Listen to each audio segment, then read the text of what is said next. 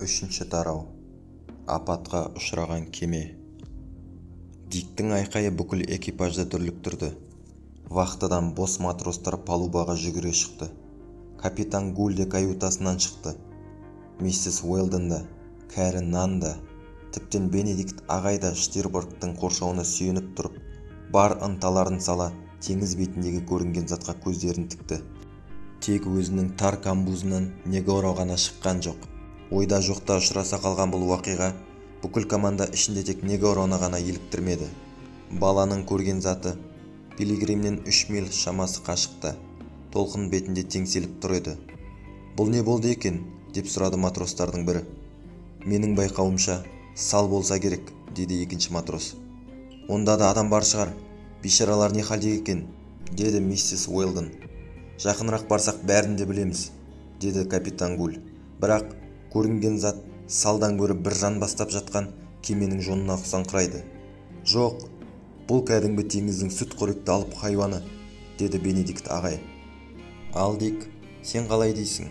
деп сұрады миссис Уэлдон жасөспірімнен. «Мен капитан Гульдің бір жан бастап жатқан кеме деген пікіріне қосыламын. Тіптен күнге шағылып, жарқырап көрінген ана заттың мыспен қаптаулы кел екенін де ажыратып тұрмын». «Иә, енді мен де көріп тұрмын», деп капитан Гуль Диктің сөзін қостады. Капитан рульшіге бұрылып команда берді. «Болтон, кемені ыққа қарай бұр, ана көрінген қарайғанға таман турала». «Құп болады, капитан», деді рульші. «Мен өз пікірімде қаламын», деді Бенедикт ағай.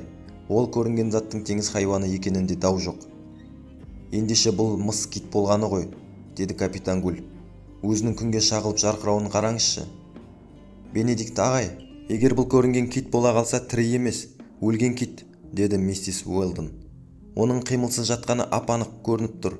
«Уэлдон қарындас, оның несі таң?» деді қарыспа ғалым. «Ұйықтап жатқан киттің үстінен түскен кеме аз емес қой». «Әбден дұрыс», деді капитан Гуль.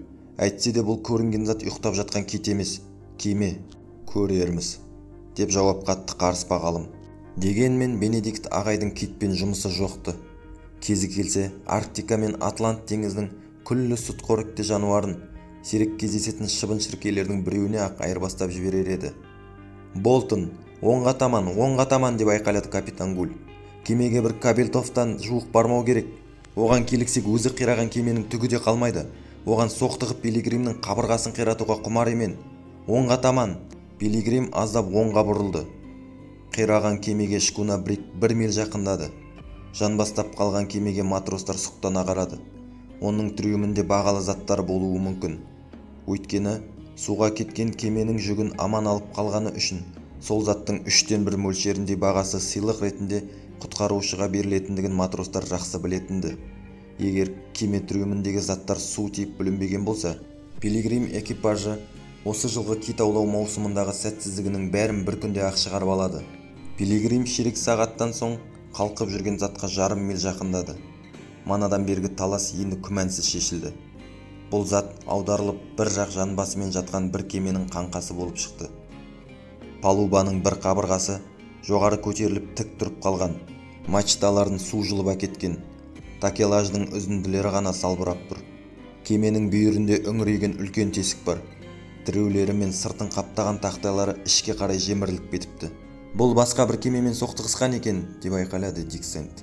«Иә, онысында күмән жоқ», деп капитан Гуль оның сөзін мақұлдады. «Бірақ мұның табанда батып кетпегеніне таңым бар. Ғажап. Бұған келіп соқтыққан кеме мұның командасын түгелдей алып кеткен деп сенейік», деді миссис Уэлдон. «Иә, миссис Уэлдон, солай деп сенейік», деді капитан Гуль. «Бірақ соқтығысқанның соңында бұл кеменің экипажы өз қайықтары мен жан сақтаулары да ғажап емес. Мұндағы бір қынжыларлық нәрсе апатқа себепші болған кеменің командасы, қираған кеменің экипажымен ісі болмай, жайбарақат өз жөніне кете беретін жағдайлар болады. Бұл сияқты мейірімсіздік теңіз тәжірибесінде кездесе береді. Мүмкін емес. Бұл адамгершіліктен тыс, шектен шыққан қаталдық. Амал нешік, шынында да солай. Кемеде бірде-бір қайық қалмауына қарағанда, команда бұл кемені тастап кеткен деп шамалауға болады. Апатқа ұшыраған бейшараларды ұшырасқан кеме мінгізіп алар деп сенейік. Бұл арадан құрғақ жерге қайықпен жетуі мүмкін емес. Мұхит аралдары немесе Америка континенті тым шалғай. Бұл апаттың құпия сыры бір уақытта ашылар ма екен, деп сұрады миссис Уэлдон. Кемеде командадан біреу қалуы мүмкін. Сіз қалай дейсіз? Бұған сенімім шамалы, деп жауап қатты капитан Гуль. Егер кемеде тірі адам болса, бізді әлде қашан ақ көріп, бір ел белгі берер еді. Әйтсе де ішке кіріп тексерерміз. Болтон, солға таман, деп айқайлады ол, рульшіге кеменің бағытын қолмен нұсқап. Қираған кеме мен Пилигрим арасы 3 кабельтов таяқ. Енді команданың кемені тастап өз беттерімен кеткендігі күмәнсіз анық болды. Диксон кенет үндемеңдер деп ым қақты. Тыңдаңдаршы, деп айқайлады ол. Бәрі де құлақтарын түріп тыңдай қалды. Иә, ит үрген естіле ме қалай? Шынында да ғарық болған кемеден иттің үрген дауысы естілді. Онда тірі ит барлығы күмәнсіз. Ит люк жабық болып шыға алмай қалса керек, дегенмен көрініп тұрған ит жоқ еді. Итте болса тірі жан ғой, құтқаруымыз керек, капитан, деді мисс Уэлдон. Иә, деп шырылдады кішкентай Джек. Итті құтқару керек, өзім асыраймын. Ол ит бізді жақсы көреді. Мама, мен оған бір шақпақ қант әкеліп берейін. Орныңда бол, балақайым, деді миссис Уэлдон. Ол бейшара аштан өлгелі жатқан болар. Сенің бір шақпақ қантыңнан да оған бір тостаған бұламық тиын болар еді-ау. Ендеше оған менің сыбаға сорпамды бере ғой, деді бала. Мен сорпасыз-ақ лаждармын. Сөйтіп тұрған иттің үрген даусы бірден бірге анығырақ естіле түсті. Бұл кезде екі кеменің арасы 300 ярдтан жақынырақ еді. Қапелімде кеме бортынан бір ірі төбеттің басы көрінді. Ит өршелене абалай берді. Говик, деді капитан боцманға. Кемені дрейфке тоқтатты, суға қайық түсіріңдер.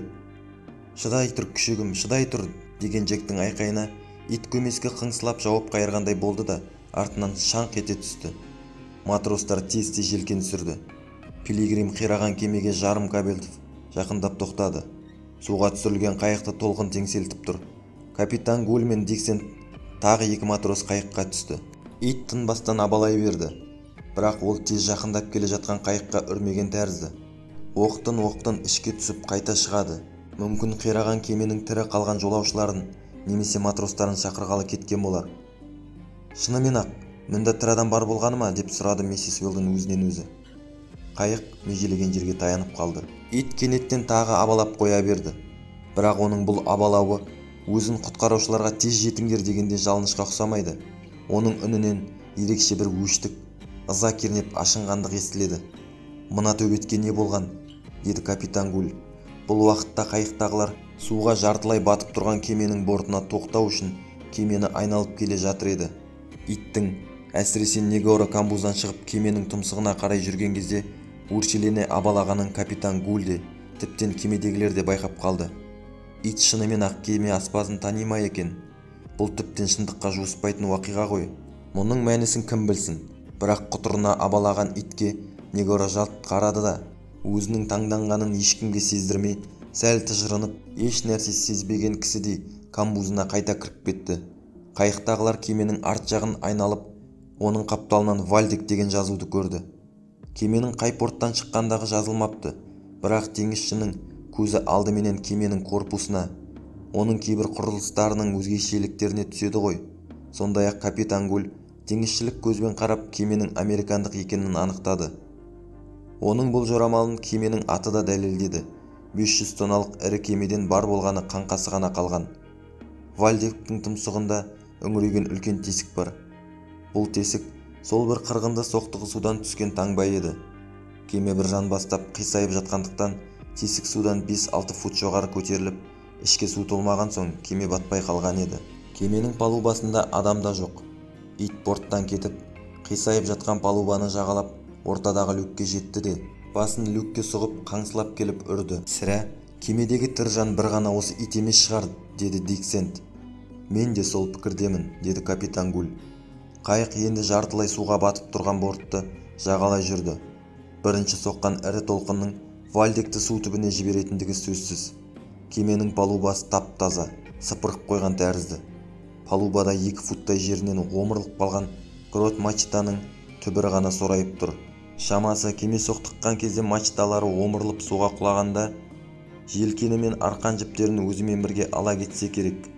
Бірақ та көкжиектің көз жетерлік жерінен ешқандай кеме сынығы көрінбеп еді.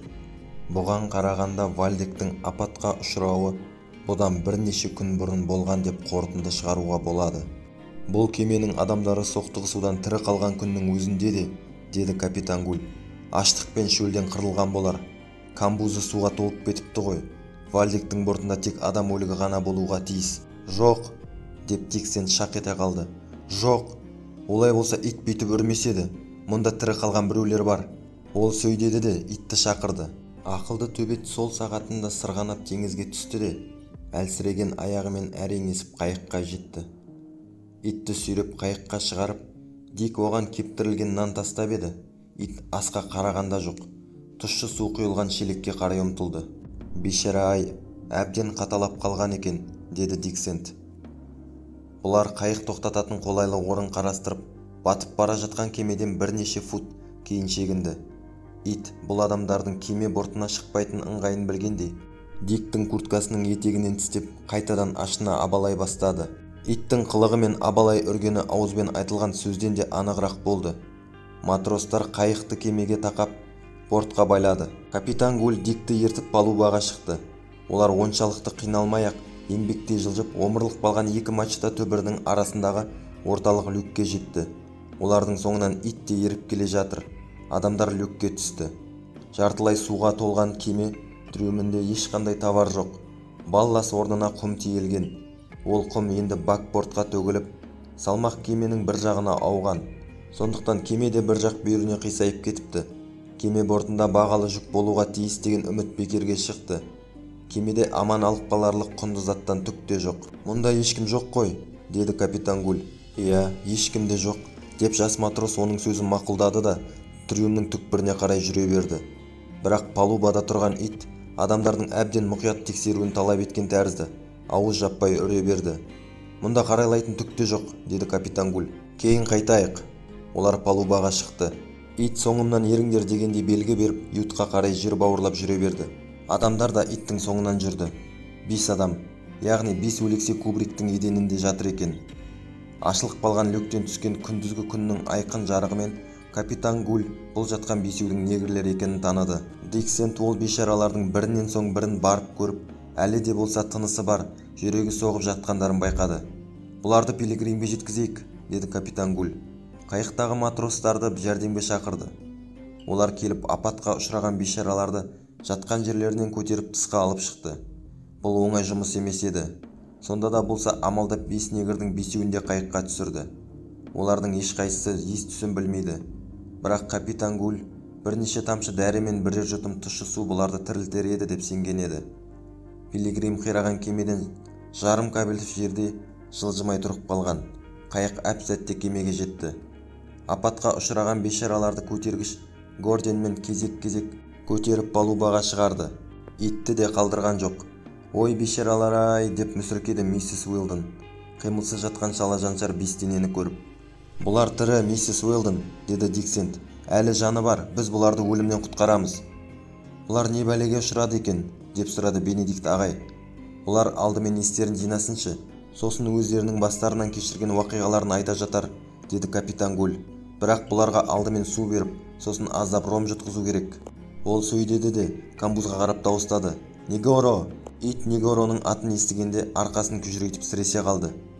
Жүні тікірейіп, дауысы көмеске шығып ррр ете түсті. Аспаз көрінген жоқ, жауап та қайырмады. Негоро! Деп капитан Гуль даусын қаттырақ шығарып тағы айқайлады. Ит бұрынғысынан бетер ашына арылдады. Негоро камбуздан шығып палубаға көтерілді. Негоро аяғын аттап басуы ақ мұң екен. Ит секіріп барып оның кеңсірегінен ала түсуге ыңғайланды. Португал камбуздан келдек ала шыққан екен. Итті келдегімен құлаштай сілтеп беріп жіберді. Екі матрос итке жармасып азар айырды. Сіз бұл итті білетін бе едіңіз? Деп капитан Гуль аспазға қарады. Мен бе? Деп қайтып сұрады Негоро. Бұл итті ешқашан көрген емеспін. Қайдан білем? Ғажап екен, деп күбірледі Диксент.